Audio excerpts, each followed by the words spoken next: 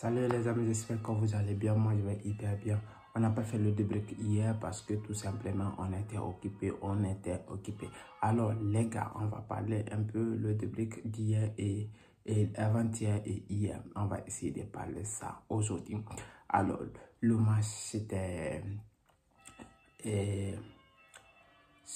alors la France et Hollande et ils se sont séparés 0-0. Cela veut dire Hollande toujours en tête d'équipe C. Alors la France est en deuxième position, mais ils sont tous 3 points et 4 points.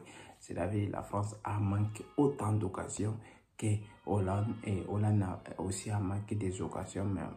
Et malheureusement, Mbappé n'est pas joué, il était assis sur le banc par exemple, il était blessé comme le match précédent. Mais ce qui est essentiel, il était sur le banc. Cela veut dire le match prochain, il peut jouer. Mais la France ne s'est pas qualifiée et Hollande ne s'est pas qualifié. Ça les manque deux matchs. Ils ont fait des matchs, ça reste le troisième match peut-être. Ils pourront se qualifier librement. Alors, on va essayer de parler hier le match qui s'est passé hier, la Turquie et le Portugal. Turquie et le Portugal, c'était un match très serré, mais en finalité sur le papier, mais en réalité, on a vu un match qui était facile pour le Portugal parce que le Portugal a remporté 3-0. Vous avez bien compris, 3-0. Portugal a gagné 3-0 face à la Turquie. Alors, le buteur était Bernardo Silva et aussi Bruno Fernandes, une passe décisive de Ronaldo et un contre-camp de Tricamp. Alors le match était très bien serré, j'ai regardé en certaines parties, mais malheureusement j'ai été occupé avec un certain client, mais c'est ça les gars. Mais le match c'était comme ça, c'était très bien serré et j'ai regardé le résumé après le match, même j'ai regardé le match, mais en réalité le Portugal a dominé le match et finalité ils se sont imposés 3-0. Le Portugal s'est qualifié, cela veut dire il y a 3 équipes globalement qui s'est qualifiées et l'Espagne, l'Allemagne et l'Espagne, l'Allemagne et Portugal aussi s'est qualifié. Et il y avait quelque chose de surprise aujourd'hui. Hier encore, c'était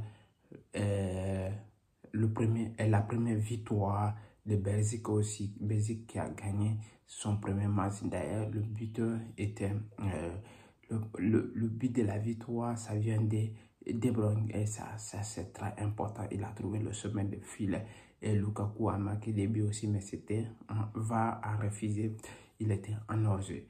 Alors tout simplement, on a vu un match de Belgique qui était très important pour eux de prendre les premiers points.